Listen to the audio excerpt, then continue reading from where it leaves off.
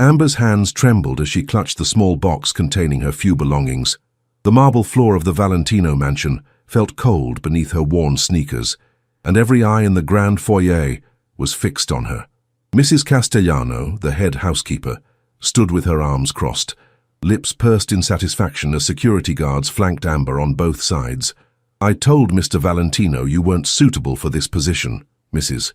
Castellano announced loudly, ensuring every staff member within earshot could hear. "Coming here from that neighborhood, thinking you could just waltz into a respectable home." Amber bit her lip, refusing to let the tears fall. She'd worked so hard to get this job, to prove herself worthy despite the whispers and sidelong glances.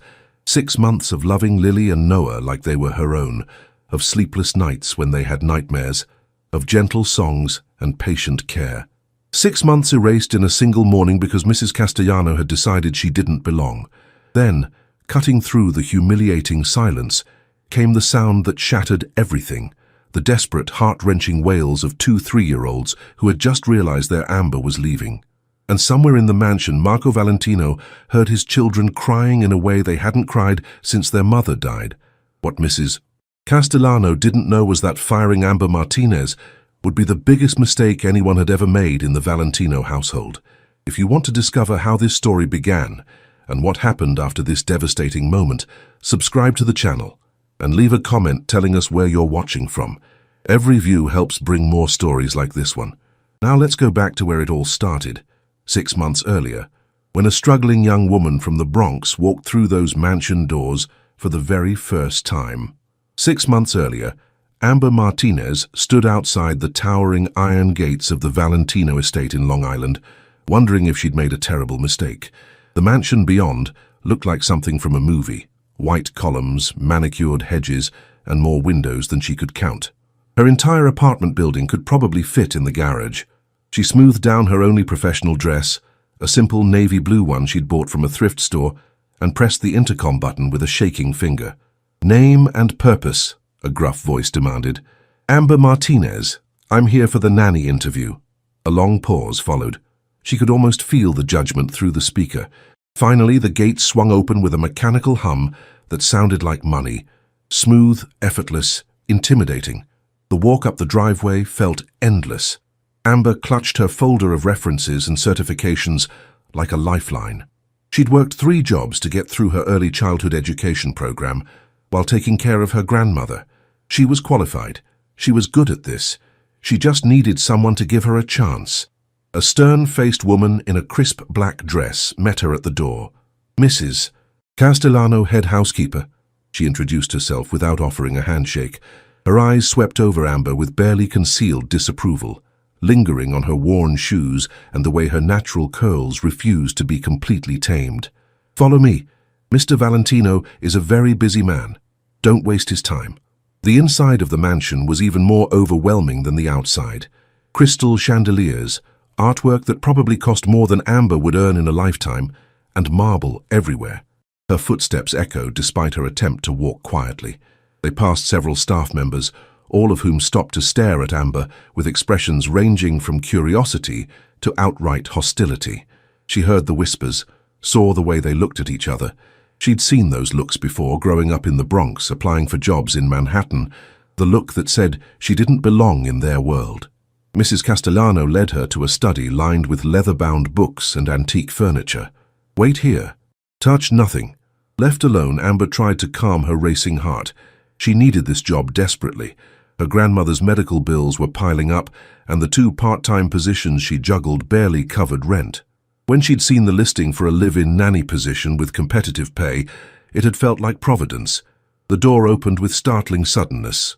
Marco Valentino entered like a force of nature, 6'3" of controlled power, in an immaculate charcoal suit that probably cost more than her car. Dark hair perfectly styled, sharp jawline shadowed with calculated stubble, and eyes so intensely dark they seemed to see straight through her. The small scar above his left eyebrow and the hint of a tattoo at his collar only added to his dangerous magnetism. Behind him came 2 small tornadoes, a boy and a girl with dark curls and eyes that mirrored their father's, both talking excitedly in Italian. "Papa, she's pretty," the little girl exclaimed, switching to English as she noticed Amber. Lily, Noah, manners, Marco said, his voice a deep rumble that sent shivers down Amber's spine. His eyes fixed on her, assessing, calculating. Miss Martinez. Mr. Valentino. Amber stood, refusing to let his intimidating presence make her shrink. Thank you for seeing me. He gestured for her to sit, taking the chair behind the massive desk while the twins climbed onto a nearby sofa, watching Amber with unabashed curiosity. Your resume is impressive given your circumstances, Marco said, the word circumstances carrying weight. 3 jobs while completing your degree, taking care of a sick relative, foster care placements before that. You've had a difficult life. It wasn't a question, and Amber felt her spine straighten. I've had a real life, Mr. Valentino, one that taught me patience, resilience, and how to care for people when resources are limited. Those twins of yours don't need someone who's perfect. They need someone who understands that love matters more than anything else. The room fell silent. Mrs. Castellano, who had appeared in the doorway, made a small sound of disapproval. Amber's heart sank. She'd been too bold, too honest. She'd blown her chance. But Marco Valentino's expression shifted, something almost like respect flickering in those dark eyes. Tell me, Miss Martinez, what do you know about my family? I know you lost your wife 2 years ago, Amber said softly, glancing at the twins who had quieted. I know Lily and Noah have been through something no child should experience. I know you're looking for someone who can provide stability and genuine care, not just supervision. And I know that despite what Mrs. Castellano thinks, I'm exactly the person you need. Papa, Lily piped up, climbing down from the sofa and walking directly to Amber. She studied her with serious eyes that were far too old for a 3-year-old. Do you know Italian? No, sweetheart, I don't, Amber admitted, but I'd love to learn if you'd teach me. Lily broke into a smile. Noah, emboldened by his sister's approval, joined them. Do you read stories? With funny voices? I do the best funny voices in all of New York, Amber promised, her heart expanding as Noah giggled. Marco watched this interaction with an intensity that made Amber's skin prickle. When he spoke again, his voice had softened almost imperceptibly.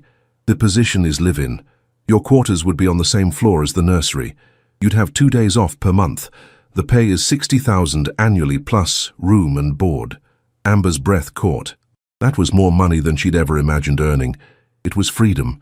From the 3 jobs, from the constant stress, from the fear of losing her grandmother's apartment. There are rules, Marco continued, standing and walking around the desk. He moved like a predator, all controlled grace and latent power. My children's safety is paramount. You go nowhere without my security team's knowledge. You speak to no one about our family or our business. You maintain absolute discretion. And most importantly, he stopped directly in front of her, close enough that she could smell his expensive cologne. You never lie to me. About anything. Can you follow those rules, Miss Martinez? Amber met his gaze without flinching, even though her heart was hammering. I can follow those rules, Mr. Valentino. Can you follow mine? His eyebrow arched. Yours? Lily and Noah are children, not possessions. They need love, patience, and room to make mistakes. That means sometimes they'll get dirty, sometimes they'll be loud, and sometimes they'll cry. If you can't handle me prioritizing their emotional well-being over maintaining a perfect, silent household, then I'm not the right person for this job. Mrs. Castellano gasped audibly. Several staff members who had gathered in the hallway looked shocked. Nobody spoke to Marco Valentino like that, but Marco's lips curved into something that wasn't quite a smile, but held a glimmer of amusement. You start Monday, Miss Martinez. Mrs. Castellano will show you to your quarters. As Amber gathered her things with shaking hands, trying to process what had just happened, she caught Lily and Noah beaming at her. Marco returned to his desk, but she felt his gaze following her as Mrs. Castellano, clearly furious, led her from the room. What Amber didn't know was that Marco Valentino had just made a decision that would change everything, and that Mrs. Castellano had just gained an enemy she would do anything to destroy. Amber moved into the Valentino mansion on a crisp Monday morning in October, her entire life fitting into 2 suitcases and a duffel bag. Her new quarters were larger than her old apartment, a spacious bedroom with an attached bathroom, a small sitting area, and windows that overlooked the estate's gardens. It was more luxury than she'd ever experienced, yet somehow it felt lonely. The first week was a careful dance of learning routines and boundaries. Lily and Noah attached themselves to her immediately, following her everywhere and constantly seeking her attention.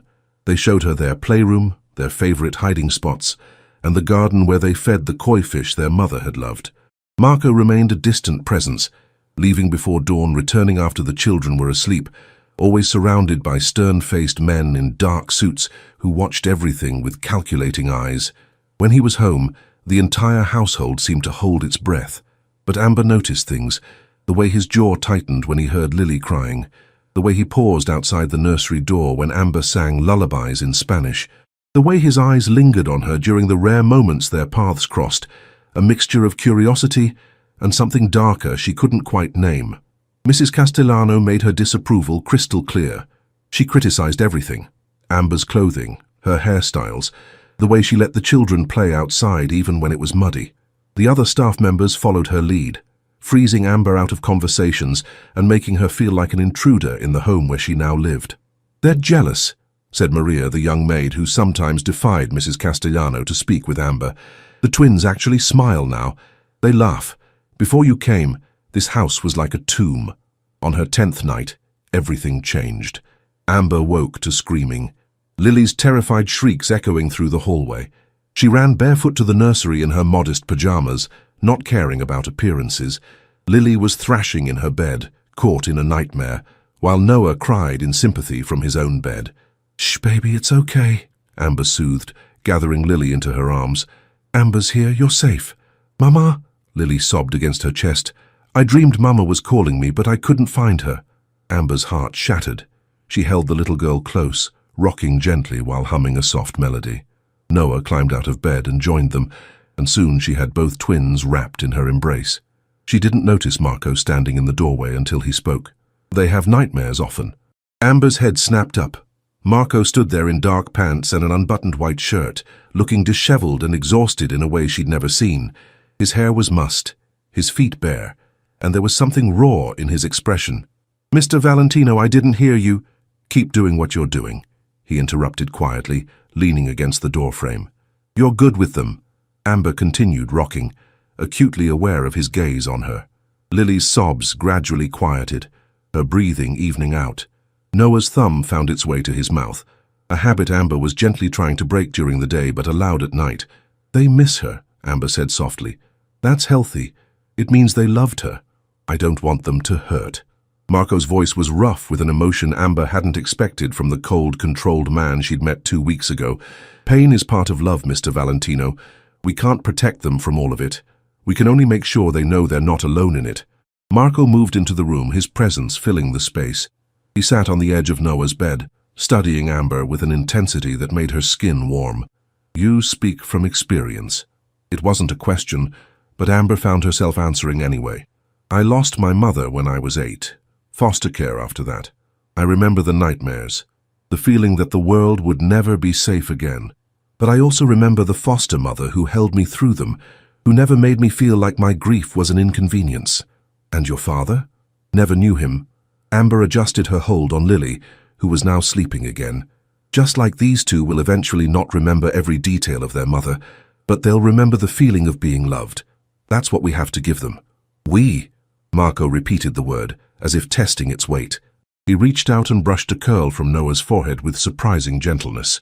"Mrs. Castellano submitted a complaint about you today. She says you're too informal with the children, that you let them run wild, that you don't maintain proper boundaries." Amber's stomach dropped. "Mr. Valentino, I told her the children seem happier than they've been in 2 years, and that if she had concerns about their care, she should bring them to me directly, instead of gossiping with the other staff." Marco's eyes met hers. "I don't tolerate disloyalty in my household, Miss Martinez. From anyone." The implied protection in his words sent a shiver through Amber. This was the man whispered about in fearful tones, the one whose name made hardened criminals nervous. Yet here he sat in his children's nursery, tired and vulnerable, trusting her with what clearly mattered most to him. "Thank you," she whispered. "Don't thank me. Just keep doing what you're doing." He stood, and Amber carefully transferred the sleeping Lily back to her bed. "I'll be traveling to Chicago for 3 days. There's a situation that requires my attention. The children will be safe," Amber promised. Marco paused at the door, his hand on the frame. "I know," That's why you're here. Then softer, almost too quiet to hear, make sure you're safe too. He disappeared into the hallway before Amber could respond, leaving her heart racing and her mind spinning. There had been something in his voice, something that sounded almost like worry, not for his children, but for her. The next morning she woke to find an envelope slipped under her door. Inside was a new phone, far more expensive than anything she could afford, with a single number programmed into it. A note in bold handwriting read, "If anything happens while I'm gone, anything, MSS, MV." Amber stared at the phone, understanding the weight of what he'd given her. Direct access to Marco Valentino. The kind of access people would kill for. She programmed in her grandmother's number and tucked the phone into her pocket, trying to ignore the way her hands trembled slightly. Mrs. Castellano noticed the phone at breakfast. Getting gifts from Mr. Valentino already? How interesting. It's for emergencies with the children, Amber replied evenly. Of course it is. Mrs. Castellano's smile was cold. Do remember your place, Miss Martinez. You're an employee here, nothing more. Girls like you who forget that tend to find themselves very sorry. Amber met her gaze without flinching. I know exactly what my place is, Mrs. Castellano. Right now, it's with Lily and Noah, making sure they have the best possible day. If you'll excuse me. She walked away with her head high, aware of the housekeeper's furious stare burning into her back. What Amber didn't see was Mrs. Castellano pulling out her own phone, typing a quick message to someone whose name wasn't saved in her contacts. 3 days later, Marco returned from Chicago with shadows under his eyes and blood on his shirt collar that he'd tried to hide beneath his jacket. Amber saw it when he stopped by the nursery where she was reading to the twins, saw it and said nothing, but their eyes met in a moment of silent understanding. He was dangerous, his world was violent, and somehow, despite everything, she was beginning to trust him. That should have terrified her. Instead, it felt like the first real safety she'd known in years. Absolutely not, Marco said flatly, not even looking up from the documents on his desk. Amber stood in the doorway of his study, Lily's hand in hers, refusing to back down. She was invited to the children's charity gala. Her name is on the invitation. She's been talking about it for 2 weeks. It's not safe. Life isn't safe, Mr. Valentino. But Lily needs to feel normal sometimes. She needs to be around other children her age. Papa, please, Lily added, her voice small but determined. I want to wear my pretty dress, the blue one like Mama used to wear. Marco's jaw tightened at the mention of his late wife. He finally looked up, his gaze moving from his daughter's hopeful face to Amber's determined one. And you think you can keep her safe at an event with 300 people? I think that between me, your security team, and the fact that it's being held at the Rothman estate with more security than Fort Knox, Lily will be perfectly fine.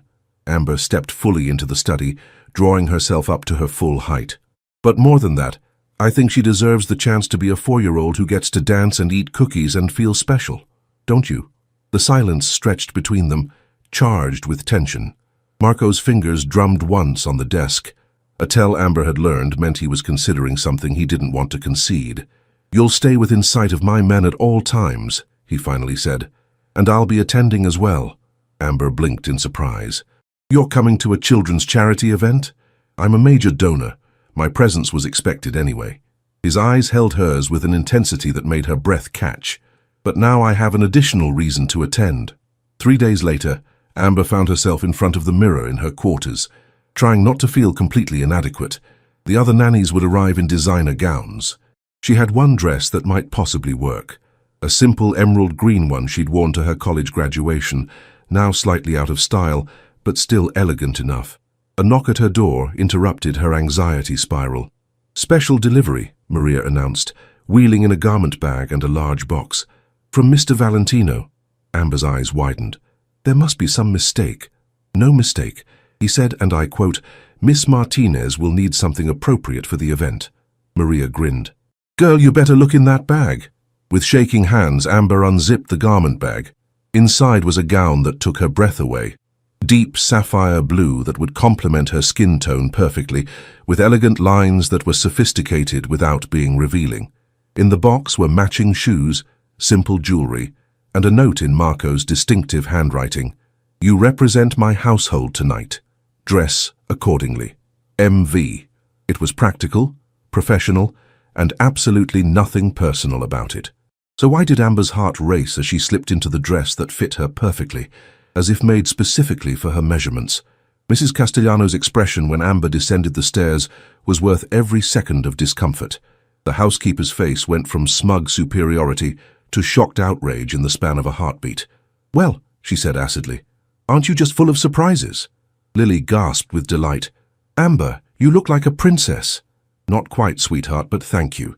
Amber smoothed down the dress, trying to ignore how exposed she felt. "Bellissima." The word was spoken so softly, Amber almost didn't hear it.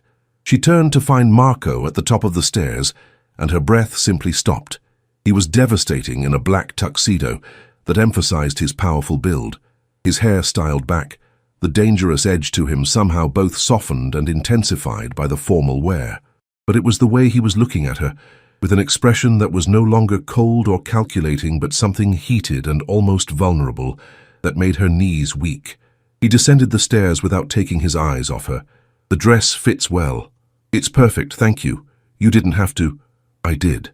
He was close now, close enough that she could smell his cologne and see the flecks of gold in his dark eyes. "You're with my daughter. People will judge her based on your appearance." It's practical.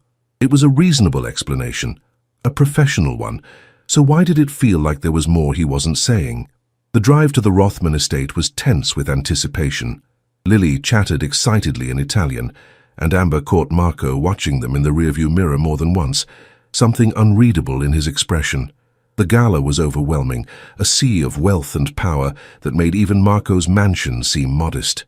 Women dripping in diamonds, men conducting business deals between champagne toasts, and children surprisingly well-behaved despite the late hour. Amber stuck close to Lily, hyper-aware of the security guards positioned at every corner, and Marco's presence never far away. Other nannies eyed her with curiosity and some with barely concealed envy. She heard the whispers, "That's the Valentino nanny. Did you see the way he looks at her? She must be something special." "Ignore them," Marco murmured, appearing at her elbow with 2 champagne flutes. He handed her one, his fingers brushing hers. "They're bored people looking for gossip." "They're not wrong to wonder," Amber said quietly. "This dress probably costs more than I made in 6 months at my old jobs. People notice things like that." "Let them notice." Marco's jaw tightened. "You earned that dress by making my children happy, by caring for them like they matter. That's worth more than money." Before Amber could respond, a woman's voice cut through the moment like a knife. "Marco Valentino, I heard you actually left your fortress for this little party." Amber turned to see a striking woman in a red gown that left little to the imagination, her eyes cold despite her smile. The tension in Marco's shoulders told Amber this was not a friendly encounter. "Victoria." Marco's voice was flat. "I didn't realize you'd be here. Daddy makes sure I'm invited to everything." Victoria's eyes slid to Amber with thinly veiled contempt. "And who is this? Another one of your staff?" "Miss Martinez is my children's nanny," Marco said, his hand suddenly settling on the small of Amber's back, possessive and protective. "And she's under my protection, remember that." The warning in his voice was unmistakable. Victoria's smile turned brittle. "Of course. How sweet that you've become so attached to the help. I'm sure that won't cause any problems at all." She glided away, leaving Amber's heart pounding. "Who was that?" "Antonio Ricci's daughter. He controls the docks. We have an uncomfortable business relationship." Marco's hand was still on her back, and she didn't think he'd realized it. "She's also been trying to position herself as a potential wife for 2 years. "Oh." Amber wasn't sure why that information made her stomach twist. "Should I be worried?" "Not about her." Marco's thumb moved in a small circle against her back, sending shivers through her. "But I need you to be careful. This world, my world, it's not kind to people who get too close to me. Your children got close to you," Amber pointed out. "Should they be careful too? That's different." "Why? Because they're blood?" Amber turned to face him fully, aware they were attracting stares. "Mr. Valentino, I've been taking care of Lily and Noah for 3 months. I've seen you come home with blood on your clothes. I've heard the whispered conversations. I'm not naive about who you are or what you do. But those children in there?" She gestured toward the ballroom, where Lily was dancing with other children. "They need you to be their father first and a criminal second. And maybe I need you to trust that I can handle more than you think." Marco stared at her like she was a puzzle he couldn't solve. You should be afraid of me. Maybe. But I'm not. And God help her, it was true. The moment stretched between them, charged with something dangerous and electric. Then chaos erupted. Gunshots, distant but unmistakable, echoed from somewhere in the estate. Immediately, Marco's entire demeanor changed. The man who'd been looking at her with conflicted longing vanished, replaced by the cold, calculating boss who'd earned his reputation. "Get Lily, now! Don't stop for anything." He was already moving, his security team materializing around him. "Take her to the panic room, third door on the left from the main entrance." Amber didn't hesitate. She ran toward the ballroom, her heels clicking frantically on marble. She found Lily surrounded by other children, confused by the sudden exodus of panicked adults. "Amber!" Lily reached for her, and Amber scooped her up without slowing down. "We're going to play a game, baby. A quiet game, where we see how fast we can run. Can you do that?" Lily nodded, burying her face in Amber's neck as they moved. Amber's heart was hammering, her dress restricting her movement. But she didn't stop. She could hear shouting behind them, more shots, chaos spreading like wildfire. The panic room door was reinforced steel disguised as wood. Amber punched in the code Marco had made her memorize her first week, just in case, and stumbled inside with Lily. The room was small, lined with supplies, monitors showing different parts of the estate. On one screen she could see Marco moving with lethal precision, taking down armed men with an efficiency that should have terrified her. On another, security guards protecting fleeing guests. And on a third, Amber's blood ran cold. Mrs. Castellano, standing in a corner having an animated conversation on her phone, pointing toward the panic room location. "Oh my God," Amber whispered. "She told them where we are." Lily whimpered and Amber forced herself to think. The phone Marco had given her was in her clutch. She pulled it out with shaking hands and dialed the only number. He answered on the first ring. "Amber? The panic room. Mrs. Castellano told them where it is. Marco, they're coming." A string of Italian curses, harsh and furious. "Lock the interior door. There's a gun in the third drawer. Take it." "I don't know how to shoot." "You point and pull the trigger if anyone but me comes through that door. Do you understand?" "Marco, do you understand?" His voice was raw with an emotion she'd never heard from him. Pure fear. "Yes, I'm coming. Don't open that door for anyone. Ti proteggerò, I will protect you." The line went dead. Amber found the gun with shaking hands, the weight of it foreign and terrifying. She pulled Lily into her lap, both of them huddled in the corner farthest from the door. "It's okay, sweetheart. Your papa is coming. We're safe. The door handle rattled. Then came the sound of someone trying to override the lock. Amber raised the gun with both hands, just as Marco had instructed, and she waited, praying she wouldn't have to use it, praying Marco would get there in time, praying that this wasn't how her story ended. Protecting the children of a man she was beginning to realize meant far more to her than just an employer. The lock clicked. The door began to open. Amber's finger tightened on the trigger. Lily pressed against her chest, both of them holding their breath. "Don't shoot, it's me." Marco burst through the door, blood spattered across his white shirt, his tuxedo jacket gone, his eyes wild until they found her and Lily safe in the corner. The relief that washed over his face was so profound it almost looked like pain. "Dio mio," he breathed, crossing the space in 2 strides. He dropped to his knees in front of them, his hands reaching out to cup Amber's face with surprising gentleness, despite the violence still thrumming through him. "Are you hurt? Did anyone touch you?" "We're fine. We're okay."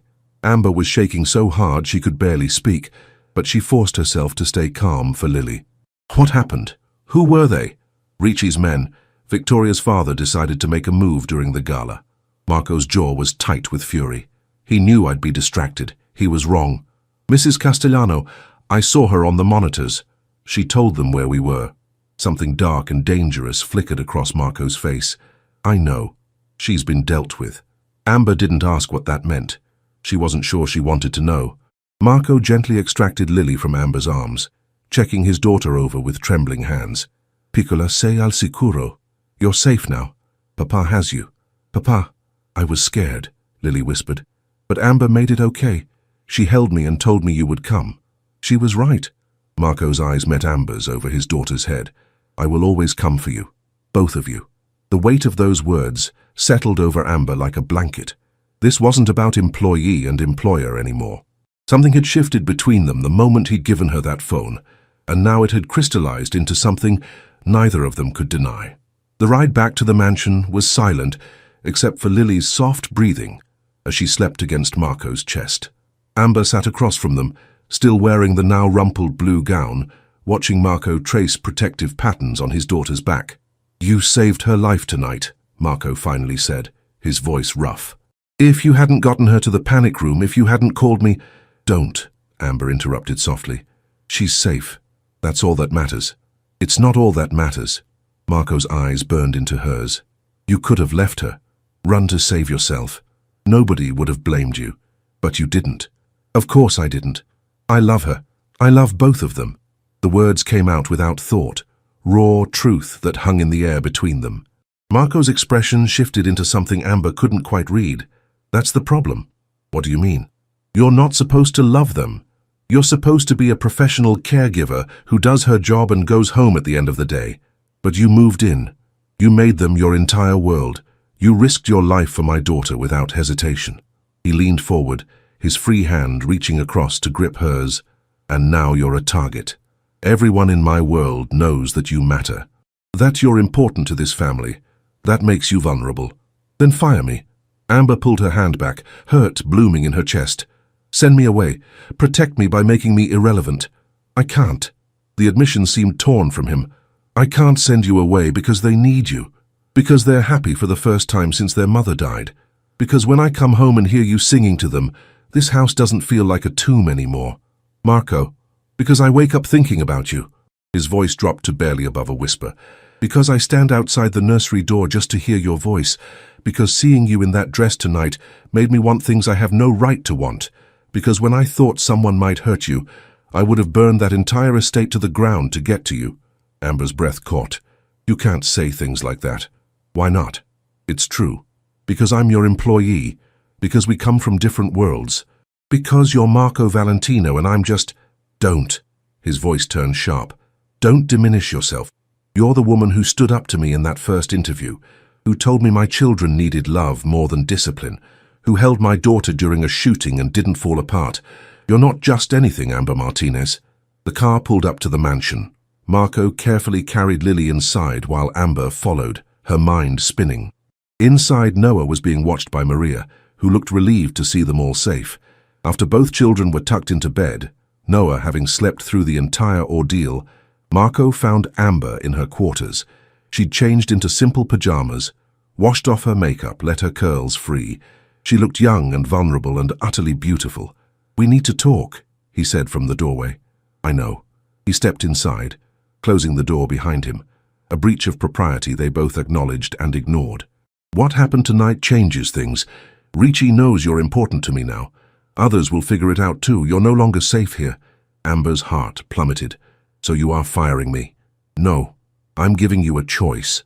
Marco moved closer, his presence filling her small sitting room. "You can leave. I'll set you up somewhere safe, somewhere no one in my world can reach you. I'll make sure your grandmother is cared for, that you have money to start over. You'd be free of all of this. Or you stay, but if you stay, you need to understand what that means. It means accepting my protection completely. It means living in my world with all its dangers. It means—" He stopped, struggling with words. "It means accepting that I will do whatever it takes to keep you safe, that you matter to me in ways that go beyond employment." "Marco, I can't be your mistress," Amber said quietly. "I won't be the secret you keep hidden while you maintain your reputation. I'm not asking you to be my mistress." He took her hands, his touch gentle despite the calluses and scars. "I'm asking you to be part of my family, to let me protect you the way I protect Lily and Noah, to let this, whatever this is between us, develop into whatever it's meant to be. Your world tried to kill me tonight. I know, and I will make sure it never happens again. But I need you to choose, Amber. Choose to trust me, or choose to leave while you still can." Amber looked at their joined hands, his powerful and scarred, hers smaller but steady. She thought about Lily and Noah sleeping peacefully down the hall, about the way Marco's eyes softened when he looked at his children, about how safe she felt in this dangerous man's presence. "I choose to stay," she whispered. "But Marco, if we do this, if we let whatever's between us become real, we do it right. No secrets, no hiding. I won't be ashamed of caring about you." I would never ask you to be. He lifted her hand to his lips, pressing a kiss to her knuckles that sent electricity through her. But this means you're mine to protect now, completely. Do you understand what you're agreeing to? I understand that I'm falling for a man whose world is dangerous, that loving you might be the most reckless thing I've ever done, but I also understand that I can't walk away from your children, and I can't walk away from you. Amber reached up to touch his face, feeling the stubble rough against her palm. So yes, I understand, and I choose it anyway. Marco's control finally snapped. He pulled her against him, one hand tangling in her curls, while the other wrapped around her waist. You're either the bravest woman I've ever met or the most foolish. Maybe both. He laughed, a real laugh that transformed his face, and then his lips were on hers. The kiss was everything Amber had imagined, and nothing she was prepared for. Demanding and gentle, possessive and reverent, filled with weeks of suppressed longing and the adrenaline aftermath of near-death experience. When they finally pulled apart, both breathing hard, Marco rested his forehead against hers. I haven't felt this alive in 3 years. Me neither, Amber smiled. Though I could do without the shootings at charity galas. I'll see what I can arrange. His expression sobered. But Amber, I need you to know something. My life, it's violent, it's dangerous. I've done things you can't imagine, made choices that haunt me. If you're going to be part of this family, you'll see sides of me that aren't gentle or kind. The man who tucks in children and the man who runs an empire are the same person. Can you accept all of it? Amber thought about her response carefully. I don't need you to be perfect, Marco. I need you to be honest. I need you to protect your children and give them the father they deserve. And I need you to treat me like an equal partner, not a possession. Can you do that? I can try. I can't promise I won't be possessive. You've seen the world I live in. Possessiveness has kept me alive. But I can promise to respect your strength and never make you less than you are. Then we have a deal. They sealed it with another kiss, slower this time, full of promise rather than desperation. When Marco finally left her quarters, propriety demanding they not be found together, Amber touched her lips and smiled. She'd just agreed to fall in love with a mafia boss. Her grandmother would have been horrified, but for the first time since her mother died, Amber felt like she was exactly where she belonged. What she didn't know was that somewhere in the mansion, fired and furious, Mrs. Castellano was making phone calls that would bring their happiness crashing down. And that the biggest secret Amber had been keeping, one she'd carefully hidden since before she even took this job, was about to be revealed in the worst possible way. 3 weeks after the gala, life at the Valentino mansion had settled into a new rhythm. Marco made time for family dinners. Amber no longer felt like just an employee, but something more, though they'd been careful to keep their growing relationship private. Lily and Noah thrived, their nightmares less frequent, their laughter more common. But secrets have a way of surfacing at the worst possible moments. Amber was in the nursery reading to the twins when her phone, her old phone, not the one Marco had given her, buzzed with a text from an unknown number. Her blood ran cold as she read it. Does Mr. Valentino know about baby Elijah? About the son you abandoned? Some mother you are, some nanny. Her hands started shaking so badly she nearly dropped the book. Amber? Lily touched her arm, concerned. Are you sick? I'm fine, sweetheart. Let's finish this chapter. But Amber's mind was spinning, panic clawing at her throat. Elijah, her son, her secret. She'd been 17 when she got pregnant by her high school boyfriend, who disappeared the moment he found out. Too young, too poor, too scared. Her grandmother had helped her through the pregnancy, but when Elijah was born premature with health complications requiring expensive care, Amber had made the most agonizing decision of her life. She'd chosen adoption, an open adoption with a wealthy couple who could give Elijah everything she couldn't. Medical care, stability, opportunities. She got to see him twice a year, receive pictures and updates. He was 6 now, healthy and happy, and loved by parents who could provide what she couldn't. But she'd never told Marco. How could she? Hi, I'm your children's nanny. By the way, I gave up my own child. It sounded like a betrayal even to her own ears. That evening, after putting the twins to bed, Amber found Marco in his study. He looked up with a smile that made her heart ache. Hey, I was just going to come find you. I thought we could... He stopped, seeing her expression. What's wrong? I need to tell you something. And you're going to hate me for not telling you sooner. Marco's entire demeanor shifted, the warmth replaced by cold calculation. Sit down. Amber remained standing. If she was going to do this, she'd do it with what dignity she had left. Before I applied to work here, before I even knew who you were, I had a son. His name is Elijah. He's 6 years old. I placed him for adoption when he was born because I couldn't give him the life he deserved. The silence was deafening. Marco's face had gone completely blank. The expression Amber had learned meant he was processing something that enraged him. You have a son. Yes, a son you gave away. The words were like knives. A son I loved enough to give him a better life than I could provide at 17, Amber corrected, her voice shaking. A son who has parents who can afford his medical care and give him opportunities I never had. A son I still see twice a year under the adoption agreement. Marco stood, his movements controlled in a way that was more frightening than rage.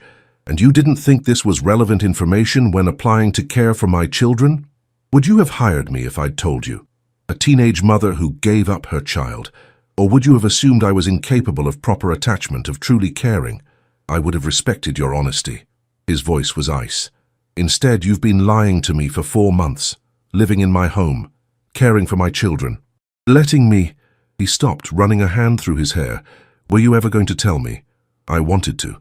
I tried to find the right moment, but there never was one. And then Amber gestured between them. Whatever this is between us, it got real. And I was terrified you'd look at me exactly the way you're looking at me right now, like I'm something shameful. I'm not looking at you like you're shameful. I'm looking at you like you're someone who kept a massive secret from me while I was falling in love with you. The words hung in the air. Marco seemed shocked he'd said them. Amber felt tears burning behind her eyes. You don't mean that. Don't tell me what I mean. Marco moved closer, and Amber could see the war in his eyes, fury and hurt and something deeper. I have enemies who would kill to have leverage against me. A secret child is exactly the kind of leverage they'd use. And you, the woman I trusted with my children, with my heart. You kept this from me. I'm sorry. Sorry doesn't protect you when someone like Mrs. Castellano finds out and uses it against us. Sorry doesn't... He stopped, his eyes narrowing. How did this come up today? Amber pulled out her phone and showed him the text. Marco's expression turned murderous. She knows. Probably found it in your background somehow. And now she's going to use it. He pulled out his own phone, firing off rapid texts. I'm having my security team track this number. But Amber, this is exactly why I needed you to trust me with everything. Every secret is a weapon in my world.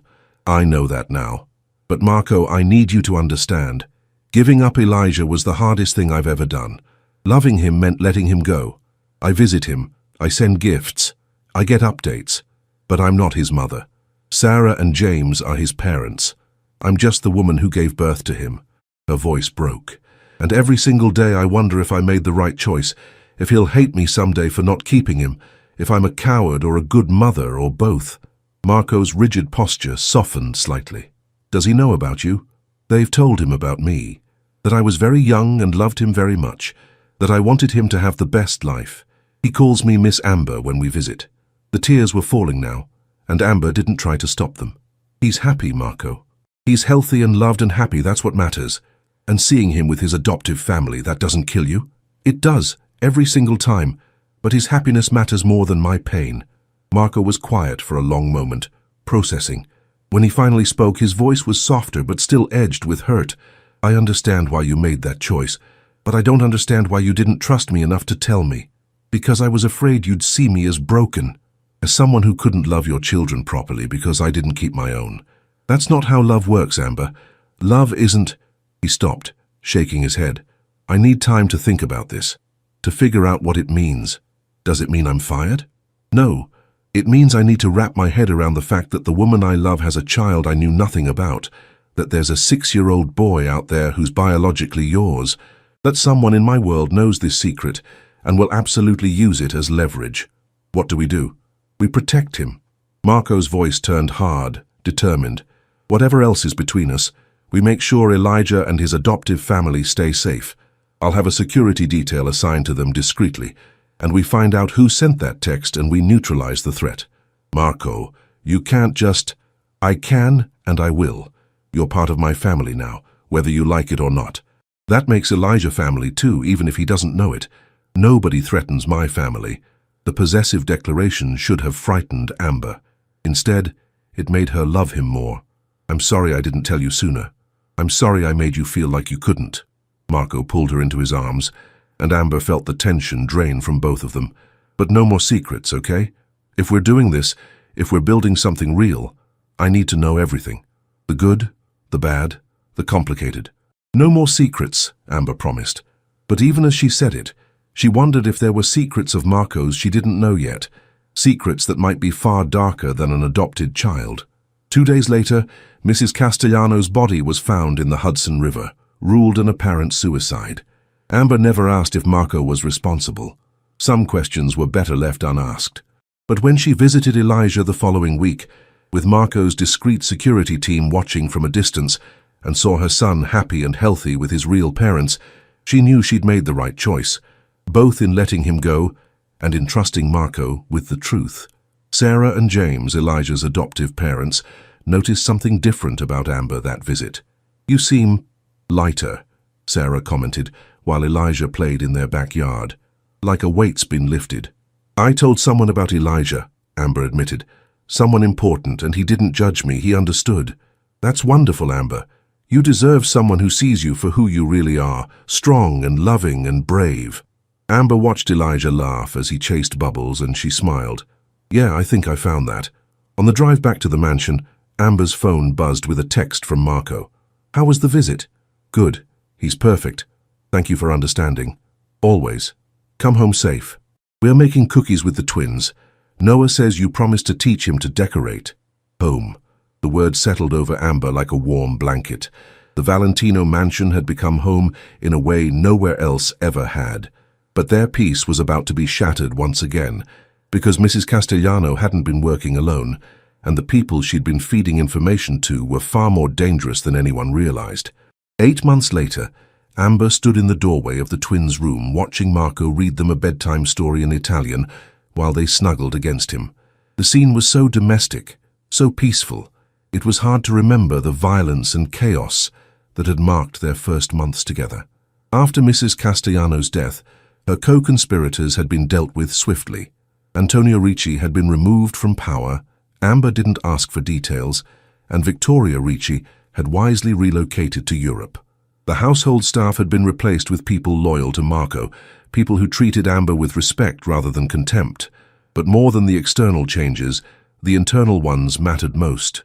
Marco had proposed 3 months ago, not with a grand gesture but quietly in the garden, while Lily and Noah played nearby. "Marry me," he'd said simply, "not because I want to possess you, but because I want to build a life with you. Because you've taught me that strength isn't about control, it's about trust." Amber had said yes, of course. They'd married in a small ceremony with just the twins and Amber's grandmother, who'd cried tears of joy despite her initial fears about Marco's world. Now Amber wore Marco's ring and his name, and she'd never been happier. "Amber," Lily called out, noticing her in the doorway. "Come read with us." She joined them on the bed, tucking herself under Marco's arm while Noah climbed into her lap. This complicated, imperfect, beautiful family was everything she'd never known she needed. "I have news," Amber said softly when the story ended, and both twins were drowsy. Marco's arm tightened around her. "Good news or bad news?" "Good news. Very good news." She took his hand and placed it on her still, flat stomach. "You're going to be a father again." The look on Marco's face was something she'd treasure forever, shock and joy, and a vulnerability he rarely showed. "Are you sure?" "I took 3 tests, I'm sure." "We're having a baby?" Lily asked, suddenly not drowsy at all. "You're going to have a little brother or sister," Amber confirmed. The twins cheered and Marco pulled Amber closer, pressing a kiss to her temple. "Thank you," he whispered, "for everything, for loving my children, for giving me a second chance at happiness. For choosing this life even when it was terrifying." "Thank you for seeing me," Amber replied, "for seeing past what I came from and valuing what I could become." That night, after the twins were finally asleep and she and Marco lay tangled together in their bedroom, Amber reflected on the journey that had brought her here. From a girl in the Bronx with nothing to her name, to a woman standing in a mansion foyer about to be fired, to a wife and soon-to-be mother building a life she'd never imagined possible. She thought about Elijah, who she'd see next month for his 7th birthday. Sarah and James knew about Marco now, knew that Elijah had a biological half-sibling on the way, and they'd been supportive and kind. Elijah was excited to be a big brother in his own way. She thought about Lily and Noah, who no longer had nightmares, who laughed freely and felt secure in their world. And she thought about Marco, complicated, dangerous, loving Marco, who taught her that sometimes the most unexpected love was the most real. "What are you thinking about?" Marco asked, his fingers tracing lazy patterns on her arm. "I'm thinking about that first interview," Amber admitted. "When I told you that your children needed someone who understood that love matters more than perfection, I had no idea I was describing what I needed too. We were both lost," Marco said softly. "You found us, and somehow we found each other. Do you ever regret it? Choosing someone like me?" "Never." He turned to face her fully, his dark eyes intense in the moonlight. "You're the bravest person I know, Amber Valentino. You walked into a world that should have destroyed you, and you didn't just survive. You transformed it. You transformed me." She kissed him then, pouring everything she felt into it, gratitude and love and hope for their future. Outside their window, the city lights twinkled, and somewhere in that vast urban sprawl other stories were unfolding. Other people were taking chances, making choices, finding unexpected love. But this story, the story of a girl from the Bronx and a mafia boss from Long Island, of twins who needed love and a woman brave enough to give it, this story had found its happy ending. Not a perfect ending, because their world would never be completely safe or simple, but a real ending, where love triumphed over fear, where family was built through choice rather than blood alone, and where a woman who'd once been told she didn't belong had found her place. And as Amber drifted to sleep in her husband's arms, her hand resting on the new life growing inside her, she knew with absolute certainty that she'd made the right choice that day she'd refused to shrink in Marco Valentino's study. She'd chosen to stay, to fight, to love. And love had chosen her right back. This story has reached its end. If it touched your heart in any way, leave your like and share it with someone who also enjoys emotional stories. New stories are coming soon. Until next time.